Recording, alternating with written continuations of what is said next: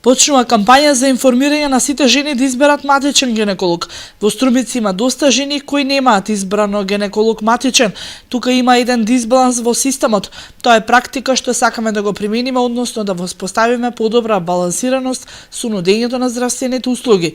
Велат денеска за ТВ каналот ВИС од Фондот за здравство во Струмица.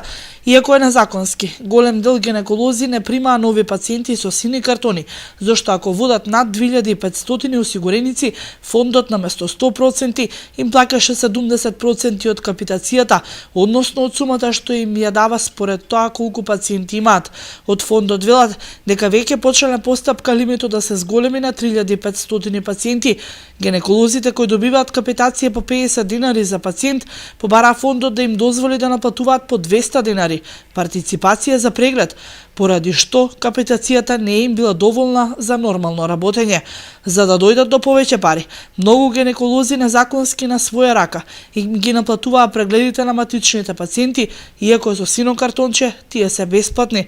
За да ги заштитиме пациентите, сакаме да го зголемиме лимитот над кој нема да се зголемува партиципацијата.